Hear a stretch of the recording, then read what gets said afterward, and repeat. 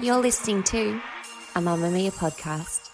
Mamamia acknowledges the traditional owners of land and waters that this podcast is recorded on.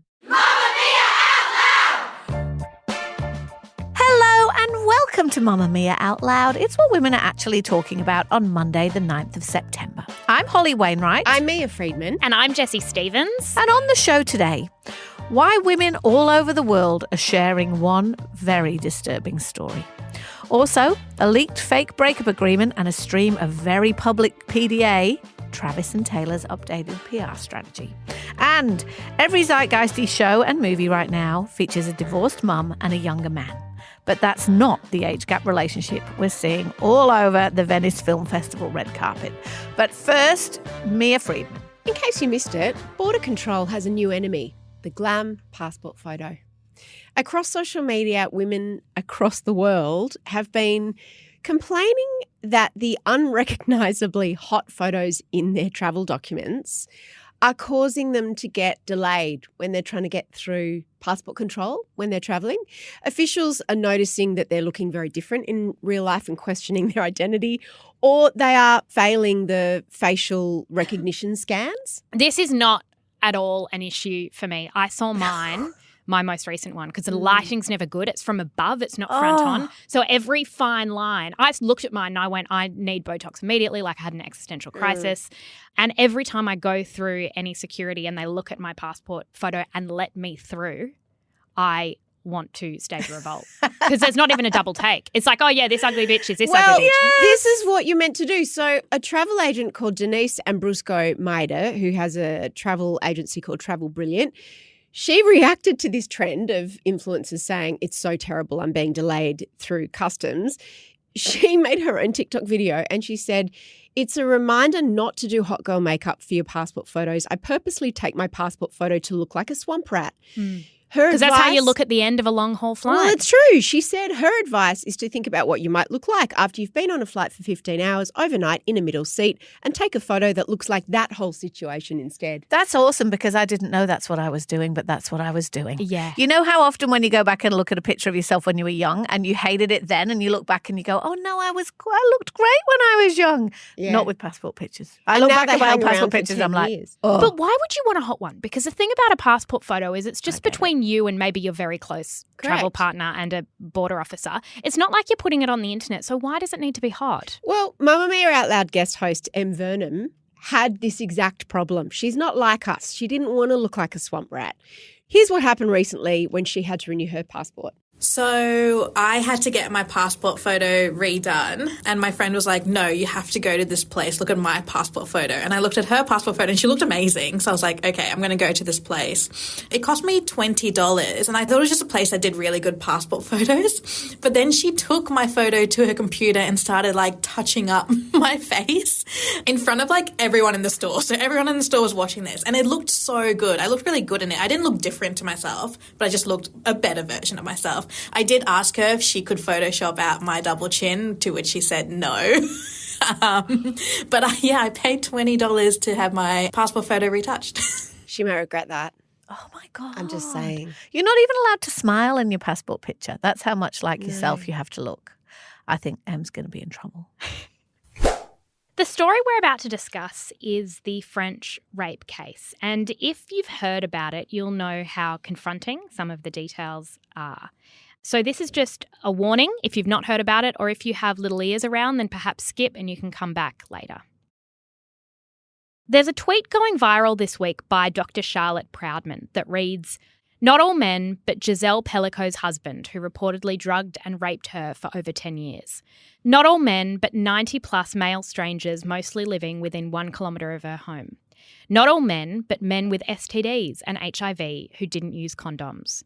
Not all men, but her polite neighbour."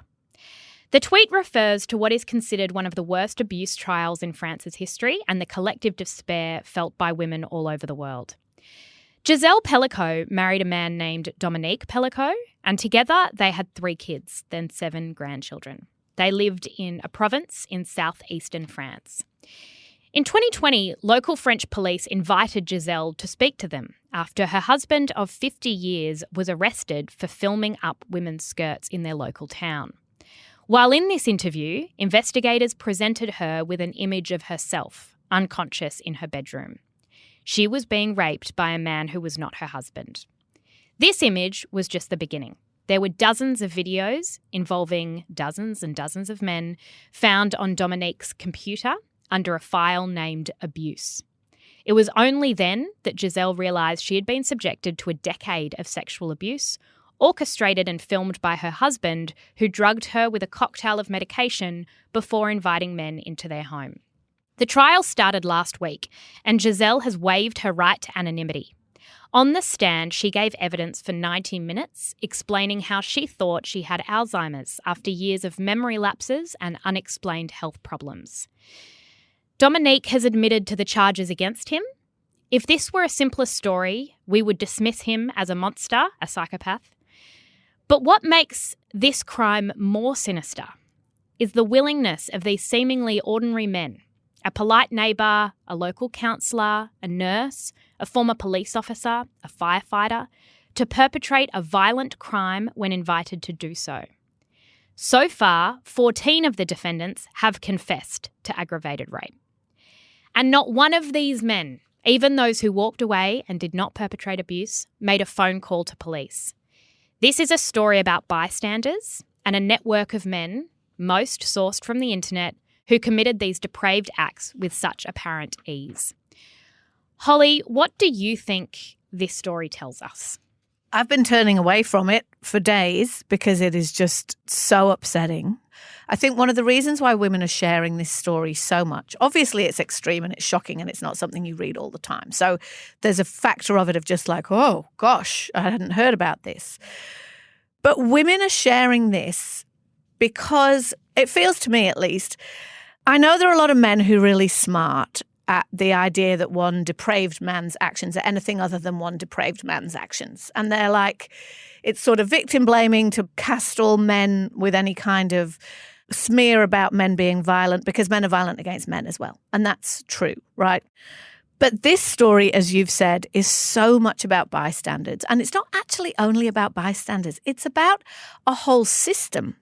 Because the place where her husband, Dominic Pellico, went to source these guys who wanted to come and have sex with his unconscious wife, come and rape his unconscious wife, was a chat room on a social media platform called Coco that's been closed down since then. But there was a specific chat within that was called something that translates as without their knowledge. So we can imagine that this wasn't the only particular incident of this that was circulating on that chat room. And we can also imagine that there are other platforms and other chat rooms that exist where this kind of content is being shared. And it makes women feel so unsafe because we're already being told every day that we're imagining it that all men are violent and we're imagining it that all men would condone this kind of behavior. And of course they wouldn't. But the fact that this is her loving husband, she is on record as saying that they were married for 50 years and she thought they had a perfect marriage. Not just the people around them, but she did.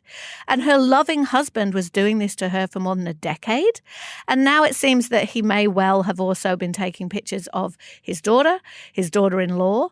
We have no idea how wide these tentacles stretch. And I think the reason that women are passing this story around, there's also been some other really horrendous high-profile stories this week. There was a woman that we all watched run a marathon in Paris just a few weeks ago who was murdered by her partner just a few days ago. She's a marathon runner called Rebecca Cheptegei, and she was murdered by her partner in the most horrific circumstances.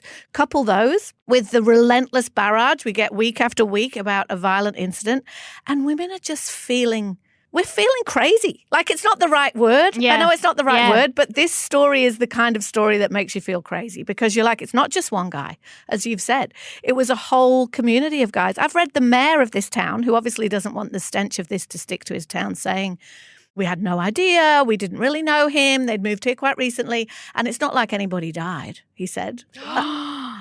There's a possible past there and a translation slip, but he said this is not like anybody died or a child was murdered, this is a woman's rape. And it's that kind of context in a world where it feels like our safety is not something we can guarantee, our rights are not something we can guarantee.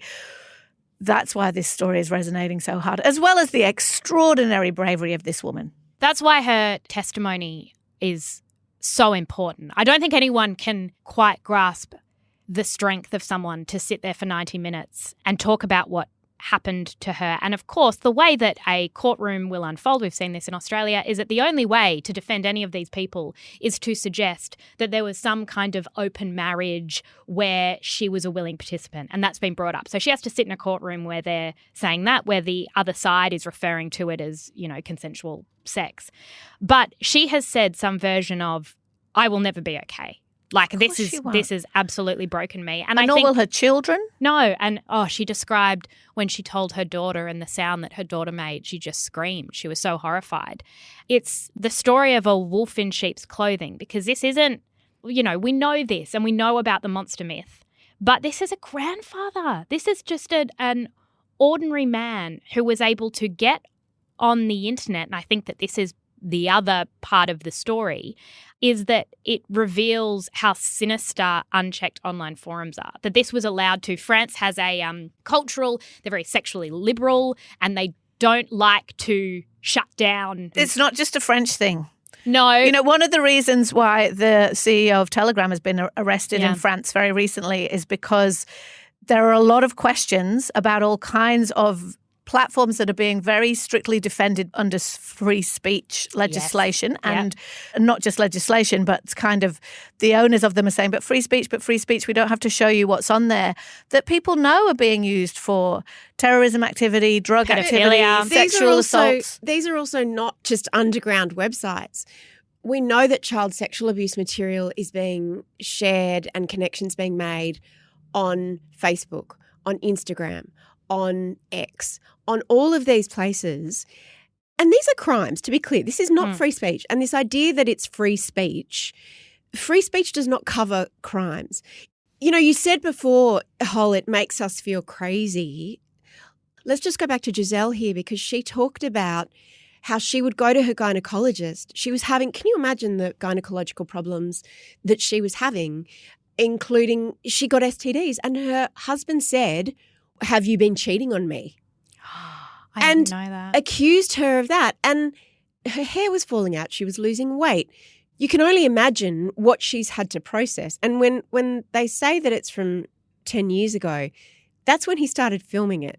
Who knows how long this has been going on? And a few months ago, when Samantha Murphy was murdered in Victoria when she went for a run, women were like, we can't even go for a run. It's not about walking home late at night or what you're wearing. We can't even go for a run near our house in the early morning. And now it's like, we can't even sleep in our own bed, inside our own marriage, inside our own house, and be safe. It's that idea, this might be a really naive thing to say, but the idea that there are enough men who want to do that, right? Like who want to have sex with an unconscious woman and use her like a posable doll in this horrific fashion. I'm a grown woman who's seen a lot of things. It still absolutely shocks me. And I was talking about this case to my partner. I know not all men, but I was like, what is wrong with you lot? What is wrong with you? And I know it's not him, but it's when a case like this cuts through and you have to read this. And I feel like when a woman is as brave as Giselle is being in waiving her anonymity, her daughter's written a book. They're trying to do a few different things. They're trying to change laws around these kind of platforms, and they're trying to obviously expose their husband/father as the monster that he is. And also alert women to the fact that we think about date rape drugs as being something that happens in bars and nightclubs. Yeah, the idea that it could happen over a long period of time in your own home. She also wants people to know if you're having gynecological issues that you don't understand, or if you're forgetting things or falling asleep at the table. And his kids would say, because he's got 2 adult sons as well who've been with their mother along with her daughter, they'd be sitting at the table having dinner and she'd fall asleep at the table. And the dad would say, sometimes this happens, it's better if I just carry her to bed. And they are tortured by the fact this was happening under their nose. The bravery of her and the fact that this has, because I did see some posts earlier in the week that were like, this should be front page news. Everybody should know about this. And it is, right? It is a story that has broken through and gone around the world as it should. I don't think men are talking about it. But they're not. Exactly. Yeah. This is what I mean when I was talking to my partner about it. I'm not seeing men talk about it. And I understand it's horrific.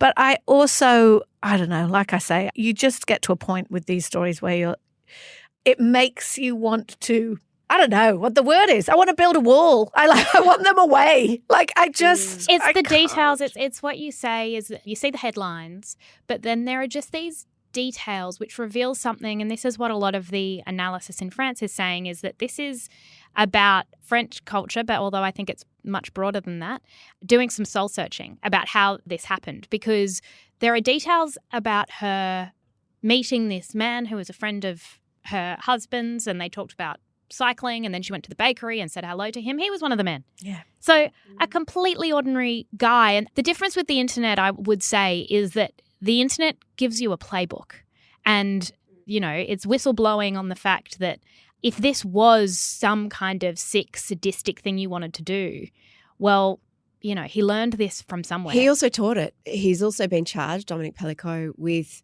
doing this to another man's wife. And this other man is one of Giselle Pellico's rapists, accused rapists as well.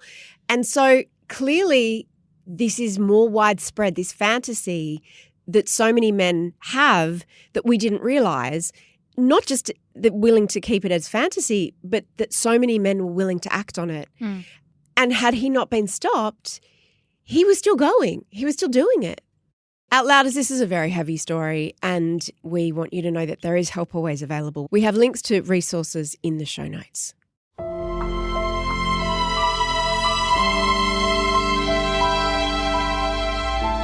Mamamia Out Loud!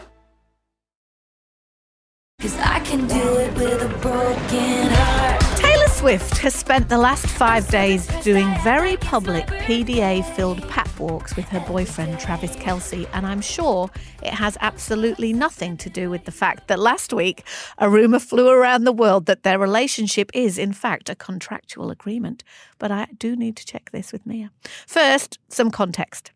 Swift is having a little break from world domination at the moment. The Eras Tour, which started in March last year, 2023, will finish in December this year. My God, that woman works hard. She spent the northern summer in Europe, and now she's on a very well-earned break until October, when she starts her last run of shows in Canada and the US. So you wouldn't blame the woman for wanting to have a little bit of fun. And these past few days, she's been watching her boyfriend, Travis Kelce, play football in Missouri. She went to a wedding in Manhattan. She went to the US Open final in Flushing Meadows, and on a fancy colour-coordinated dinner date with Travis, also in New York City. Every occasion, there have been pictures of arrivals and departures, and there have been really cute couple dressing moments, and they've been passionate up all over the place. And if you can be sure of anything, it's that if Taylor Swift was J-Lo, my friend Mia would have a lot of thoughts about just how public all this is. And if you're thinking, but isn't a woman allowed to go out with her boyfriend? Yes, they are. You'd be 100% right. But the very visible strategy is extra intriguing to people with no life like myself, because last week the couple denied the veracity of a contract circulating about their relationship. On the letterhead of Kelce's PR firm Full Scope Public Relations, this document appeared to provide the wording for an official announcement for the news of the couple's split, which, to be honest, any of us could have written. It was like, after careful consideration, please respect their privacy, blah, blah, blah. It was a whole content strategy doc. I went really deep. Yeah. Keep going, but I think it's real. It was like when the announcement would happen after the split, and there were rumours that there was a date of their split, which was September the 28th, which is almost exactly a year since they first went public with their dating, blah, blah, blah. They have, of course, denied that it was real. The PR company came out and said it is absolutely not real. It's fake news. But Mia, what is going on in Travis and Taylor world? I just want to light a little candle for Tree Payne, who is someone I admire a lot. That's Taylor Swift's publicist. She's having quite the time at the moment because she would never get her document leaked. Never. Oh, no. She would guard that with her life. Never. Not an error made by Tree. Her document. She has to work with these amateurs over at Travis Kelce's. I'm still waiting for the biopic of Tree Payne's life. That will definitely win another Oscar for Emma Stone. Now, look, there's been a lot going on because also in Taylor's orbit, so much for her downtime, the squad has been conspicuously absent. So when she's been at games in last season, she was always had her posse with her. There was Brittany Mahomes, who is the wife of Travis's teammate Patrick Mahomes, and there's been Blake Lively. There's been a whole crew. But even a little bit of controversy. Correct. All of those people were at Taylor's house after she finished the tour for a little bit of a holiday, but they haven't been by her side because they are both a bit controversial. Blake Lively is currently in the cancellation cycle because of her movie This Ends With Us and the way she apparently was not respectful enough to domestic violence victims. And Brittany Mahomes has been everywhere because she endorsed a whole bunch of posts by Donald Trump and has outed herself as a Trump voter. Did she just? Can I get to the bottom of this? Because I read she just liked a few posts by Trump. She did, but more than one, quite a few. Okay, has she said the words, "I'm voting for Donald Trump"? I don't think so. She hasn't, but then she did one of those notes app posts about, or posted an Instagram tile about, isn't it important to be able to disagree with people, that we still love them, and abuse, and of course all of those things. But given that just a few weeks ago Donald Trump retweeted some more fake shots, God, it would be hard to be Tree Payne. I mean, hard to be Taylor, harder to be Tree Payne. It's hard to be you, who's across all the Taylor stuff. It's so hard to be me. Anyway, so there's a lot going on, right? So what's interesting about these pap walks, I personally, if I was Taylor Swift, after going around the world for as long as she has been and she's still not finished and having the spotlight on me that much, I would want to retreat and be in a dark room. But that's not how she wants to be. And I'm not judging that. I'm just saying it's something that I struggle to understand because the public nature of all of this, and she's spoken about it before and so has he, in terms of they show up to support each other at work, and work for them, it's not just going to the office Christmas party of your partner, it's going to football games and concerts and where there are a lot of paparazzi around. I'm trying to understand this because it is every day there's new shots, going out to dinner, watching the US Open, all seem like very fun activities. But I'm like, what's the strategy behind this sudden, like how conspicuous they are? Is it possible that it has anything to do with the VMAs that are this week? Right? So the VMAs are about to come up and She's been nominated for, I think, 12 awards or something. She's been nominated for 1,000. And that means more couple shots. It means more couple shots. And it's going to be very competitive because, as we talked about last week, there are a lot of really impressive solo female artists. VMAs are voted. Is it possible that she does need to continue to court a bit of attention? But she's Taylor Swift. On the world domination tour. She doesn't leave anything on the field though, to use a sporting analogy. Okay. You're right. In the same way she didn't need to release all those extra special versions of her album to shoulder out Chapel Roan and Charlie XCX from the charts when they released their albums. But she does because she's incredibly ambitious. She really likes records. She likes objective measures of success. And what I think is interesting, this is the first boyfriend she's ever had that we know of in a really long time who's been secure enough and who's enjoyed the attention enough. That's one way of looking at it, that he's secure enough. But the more cynical way of looking at it is that he loves it. And it's part of the appeal for him. And of course she needs to go and watch him play football. And out louders, let's just raise a flag. We know this is all silly nonsense and that what's really going on between them we don't know. But speculating is fun, right? Yes, you go and watch him play football, but going to watch him play football, and I've been to lots of football games, right? In a denim corset, hot pants and thigh-high latex boots says, take my picture. It says, take my picture and I am here looking extra hot to support my extra hot boyfriend. And she is, of course, entirely entitled to do that. But I think he loves it and she does it for him. What it's not is very demure. It's not that demure, but she is not mindful or cutesy. But do you know what it says to me? And I thought that she'll get sick of it. She'll get sick of that neediness. One reading of this is that she wants everyone to look at her. Another reading of this is that she's a woman who's having really great sex and she's really feeling herself. Yeah, but you don't. And is really enjoying dressing like that and feeling it's like also that. It doesn't look very comfortable so for me. It's hot and she needs to get her arms and her legs out. I'm very supportive of all that. It's you who's normally telling the women to get their clothes back on, but apparently those rules don't apply to our Princess Taylor. I'm nothing if not inconsistent, But totally here for all that. She can have her hot girl summer as much as she wants and wear what she wants. But my suspicion is, as you always say about the fact that she's always gone for these guys who are obsessed with privacy. And now she's got exactly the opposite. Yep. And that will become as tiresome in time as the guys who are always obsessed with privacy. Because she might just want to lie on the couch in her trackies and she's been out for dinner 5 times in the last 5 days. I think she has agency and I think she probably spends plenty of time lying at home in her trackies. And even though for us it seems like she's been everywhere. So public and everywhere. She's actually just been at work. So when you're on tour, as we have been, the time that you're on we had stage 3 dates, but yeah. massively public. But then particularly with everything that's gone down in Europe and with what happened in Vienna and having to cancel and the terrorism, she's locked down on this tour. It's not like she's been doing this for the last year and a half. So she wants to go out for dinner. She's home. She lives in New York. She's got a house there. She's back with her boyfriend for 2 months. She doesn't have to be in tour mode where she says when she's touring and she's performing, she doesn't drink because she says, I never want to know what it's like to do that show with a hangover. Oh, no. So she's essentially been working back to back for a long time. I think it's her time to shine. Fair enough. And we love her and she can do what she wants. What I need to know from you is what you thought about the leaked document. I thought that everybody's got a plan and it's not out of the realms of possibility to have a breakup announcement plan, right? Like I'm sure they've got a engagement plan and she is pregnant. Guess what? I'm having his baby.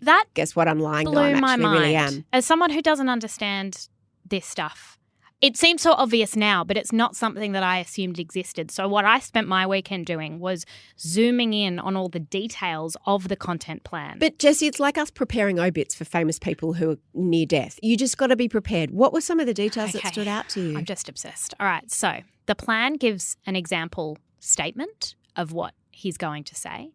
And the whole point of the content strategy, in case you're wondering, and this is like a work document, this is what's fascinating. He retains a positive public image, minimises negative media portrayal, and continues to build his personal and professional brand. He's only allowed to talk to ESPN, Vanity Fair, and People magazine. And if you're wondering what his talking points are, do you want to know what his talking points are? Because he has to actually... This all tracks. This is a good plan. They have to conduct some mock interviews with him so that he's prepared. But he has to say that he has respect for Taylor Swift and their mutual decision to part ways. Yeah. They had social media where the tile was going to be posted. Okay, obviously they look very much together at the moment, but this document, if it was real, the thing I can't make sense of is the date. Yeah, that's the flag, because I think that it would be very sensible and perhaps reckless not to have this document, but it doesn't mean that the relationship's fake. I think that the date implied that it could. Maybe they were just going, that it was all manufactured. Say it's on this date, how would we react? But I think that what the whole subtext of this was, and why everyone got very excited, was the idea that it was a fake relationship. And I think that while parts of the document might be real and the content plan might be real, is it a fake? What? I can see why he would need it. She doesn't really need it. I just don't think they could be bothered, to be honest. But I could be wrong. It's almost a bit exciting if I was wrong, because it would be quite exciting to think that this whole thing what would be the validation? What would be the motivation for this relationship to be fake? Because as we've just discussed, Taylor Swift, while being very ambitious and successful, does not need the publicity. Like, she is in charge of the world, whether she's dating Travis Kelce or not. Well, it's good for him. He's got a lot more to gain from it than she does. Why would she be in a fake relationship? Well, because it's upended the trope of Taylor Swift, childless cat lady, can't get a man. No one's saying that about her. You know, can't hold a relationship or choose through all these guys to show her with someone who's her equal. Wholesome, all American. If you think about the Venn diagram, as we talked about, it's a whole new, the Super Bowl audience. I mean, that moment was something written for a movie. And in terms of Travis Kelce, like, he's not her equal. I'm sorry. But he, at the moment, has his acting debut coming up. He's hosting something on an Amazon game show. Yeah, like, good for his career is skyrocketing. He gives me the ick. Outlouders, if you want to listen to us every day of the week, and why wouldn't you, you can get access to exclusive segments on Tuesdays and Thursdays by becoming a Mamamia subscriber.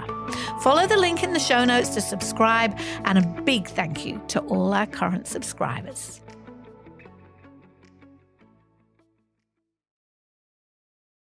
Are you lost? Stifler's mom. No, not lost. Just, taking the tour.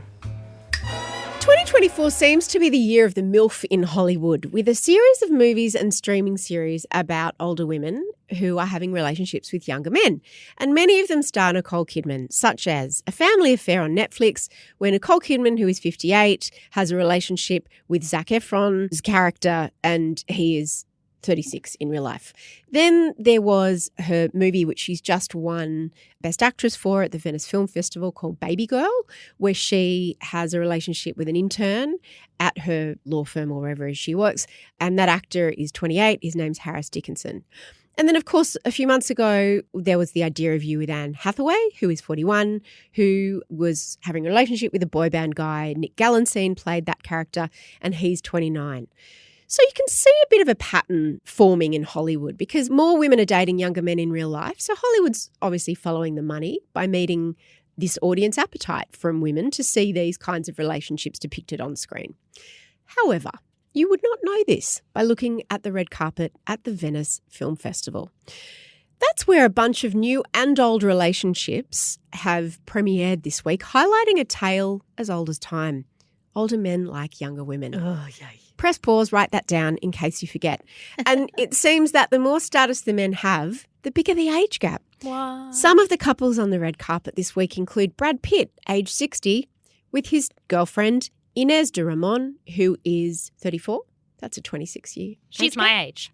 Yep. Oh, you could be dating George. Brad. I Okay, imagine that for a minute. Yeah. Because I know you're all for the age gap relationships. Imagine dating a 60-year-old. How would you feel about that? Yeah, no, that's my dad. She'd feel rich. Oh, I was about to say you'd feel rich, but that is also your dad, which is weird. George Clooney, 63, was on the red carpet with his wife Amal Clooney. She's 46. That is a 17-year gap. Richard Gere, remember Richard Gere? Pretty Woman, Richard Gere, 75 now, and he's with his, I don't know, third, fourth wife. Her name's Alejandra Silva, and she's 41, so they have a 34-year age gap. Remember Jennifer Aniston's ex-husband, Justin Theroux? Justin, the cousin Yeah. of Louis. Yep. He's 53. Jennifer Aniston would be what, 55, Yeah. 58, 57 by now? He's with his new fiancée. She's 30. Oh, of They course have a she is. 23-year age gap. And this was interesting. Emma Corrin, 28, is dating Rami Malek, who is 43. They've got a 15-year age gap. Anyway, it made me feel angry and depressed. I mean, not angry in the Tell scheme me about of your angry. fear, because I might be imagining it, but I'm sensing a bit of snark. I'm sensing So much Are you snark, imagining the Jessie. snark? a sense from both of you Do you that know you're where the snark exasperated. comes from? Please explain it. It comes from insecurity. No, it doesn't. Comes from the idea that society tells us, and oh, look, it's kind of true, that older women are not desirable, are not worthy of being with men their own age, and that all men really, when they've got the power and the money and the status, will trade in their old partner for a much younger version. But is this new or surprising? Like that desire is socially constructed? Like, are we angry? Well, are we that I think George it's Clooney or Brad Pitt would choose a younger woman? As you get older, it feels very personal. I don't agree. I also roll my eyes so hard I've sprained a cornea over these relationships. Like, it is so boring and so predictable. And it makes you almost like ridiculously grateful for couples who actually like are both of a certain age. You know Remember what I mean? when Keanu Reeves was out with his girlfriend and she had grey hair and we were like, that man is our hero. I know. Or like, you know, that's why everybody loves Kevin Bacon and Kyra Sedgwick on TikTok and stuff, because they're like grown-ups who date each other like they're together. Like people, we're so grateful of it because this is so boring. But I don't agree with you. It doesn't make me feel insecure and unattractive because let's be honest, I never really thought that the Brad Pitts of the world were going for me anyway. It makes me think less of them. It makes me think, and I know I've sounded a bit man-bashy in different ways in this episode, but it makes me think, how sad for you. You know what I mean? Not that I think those women aren't interesting, smart, engaging women. I wouldn't be lighting too many candles for George Clooney at this point. But I just feel like, well, no, George Clooney I feel slightly different about. Why is that? But anyway, I feel like it's because such a... Amal, I think it's because of how established Amal is. And amazing she is. But I'm sure that all these other women are also amazing in their own ways. They might not be human rights lawyers saving the world, but I'm sure they've got their own stuff going on. But it's just so predictable and boring because it speaks to me of their insecurity. Like dating younger women is a thing that middle-aged men do to make them feel young. We're all, as we get to a certain age, grappling with our relevancy, our attractiveness in different ways, not only sexually, but are we still relevant in the workplace? Are we still worthy of attention? Will people still listen to us when we talk? Like women are wrestling with that all the time. And so are men in a different way. And one of the things that makes them feel young and vibrant is the idea that a young woman still wants to have sex with them. right? It makes them feel good. And so when I look at your Brad Pitts and I think, you couldn't handle a grown-up woman. Like, it makes me feel... I don't have a single... It makes me feel like he must be having a midlife. I don't have a single feeling about it. You know, I looked through these pictures and I just shrugged and I thought, let them. Like, let them. But of course, let them. No one's suggesting I'm going to do what Mia always says to me. No one's suggesting that they should be arrested or like forcibly broken up, or we should be handing them contracts like their breakup announcement contract. I think they should be in prison. But I think that the age thing is that we've seen it so many times for so long that we find it hard to swallow, just the idea that this one person who was perfect for you in the world just happened to still be in her 30s when you were in your 60s is like harder to swallow than ever. I was doing some research and some studies find that the relationship satisfaction reported by age gap couples, which is defined as more than 10 years, is higher. And the biggest thing that they face is like this social judgment, is that they feel like everyone's judging them. And especially women, younger women, get it a lot from other women who are very judgmental of I their don't really choices. have feelings about the women. I only have feelings about the men. That's interesting. Well, isn't it? the idea is that the women either have daddy issues or they're gold diggers, and that's not fair. Or I they're don't think that. they're being I agree. That's exploited, not or fair. they don't have agency. There's a great quote by Dan Savage. He says, "We are status-obsessed, power-obsessed primates, always jockeying for control, socially and also in our interpersonal relationships. There's no interpersonal relationship without power differentials, without advantages or disadvantages. And if you want to correct for that or eliminate that, you have to eliminate human relationships." And that's how I feel about this stuff. It happens in every country. It's not a Western world thing. It happens in every country in the world. But of course it does, Jessie, because women are valued for their youth and their fertility. Like, it happens only one way, though. And that's why these movies are such outliers. Like, imagine if I listed all the movies and TV shows that had age gaps the usual way. I can see that there's a lot of satisfaction, and I've got a lot of friends who've dated much younger guys, particularly after their divorces, and I can see why that works, because often the guys aren't ready to have kids yet and the women have had their kids. They don't want anything too serious, and it's been good and it's been interesting and satisfying for them both for a time, sometimes for a long time and sometimes for a shorter time. It's a tale as old as time, as I said, and it feels personally insulting, and I feel attacked by this red carpet. I feel attacked by the men that are on it. I don't. They're young women. I feel attacked. But I just like, feel you don't depressed. think, And I want look them at to it go and to I go, prison. no offense to these people, right? But they're on a red carpet. They're celebrities. I know. To suggest that these people care about things such as power and money and fame and status is hardly surprising to me. I do not think that any of these people, like, yes, we see it in our everyday lives, but I don't think that every man is sitting there wishing that he was with someone 20 years younger. Jessie, I don't. think that when you get older, without wanting to sound condescending, that thing about you can't be what you can't see, which is not true because you can be it in this instance. It's just can be hard to feel good about it. When you don't see any of your famous male contemporaries dating women of your age, of their age, you do start to feel a bit like you're going crazy. We were talking about this recently. What were we watching when we were like, oh, Hollywood's really old now? The Logies. It was the Logies. So that wasn't even Hollywood. That was just Australian television. But my point being that there are a lot of incredible women in their 50s in Hollywood, right? A lot of incredible women in their 50s. And they're not really on this red carpet with their partners. I know we're looking specifically at these guys, but they're mostly there by themselves. Yes, they are. And right? I think that's your a valid point. Anistons and your Jolies, which yep. is ironic considering Brad Pitt was their common denominator, are very often there by themselves, or they've had late in life divorces. And I'm not saying that because I don't think anybody wants to be with them, because of course they do. Like, they're incredibly gorgeous, attractive and accomplished people, but they are sick of this bullshit, I would suggest, right? Why would you want to be with a guy who only thinks that attractiveness exists under the age of 30, like Leonardo DiCaprio? You're so right that there's nothing surprising about it, and that's why it's worthy of comment, really, is that this needle doesn't shift, this trope hasn't moved, as women have got a lot more power in a lot more areas of life that are actually way more important, of course, than red carpet relationships. This aspirational trope of the kind of woman, a rich, successful man in his 50s or 60s or 70s, in Richard Gere's case, wants in their arms, will not shift, is interesting. It's depressing, but it's interesting. Outlouders, we've talked about a lot of things today, and you might just want to keep listening to our voices. Well, you can keep listening to mine. We've all got other podcasts that you can listen to, but there's an episode of No Filter I'd really like to recommend this week that will just put a smile on your dial. It's a mother and daughter talking about age gaps, and the mother, she offered to carry the daughter's child, baby. Would be you a carry surrogate. mine? And it got You know me, she well, would in a heartbeat. once you listen, Outlouders, if you listened all the way to the end, I do talk a little bit at the end Oh, no. about volunteering my services to I wouldn't you, mind. I didn't love Jessie. being pregnant. Okay, I like And this. I loved it. Yeah. I would be honoured. Thank you for asking me. Outlouders, we'll put a link in the show notes and we will live stream It's a scoop. the birth of Jessie's baby out of my vagina. You heard it.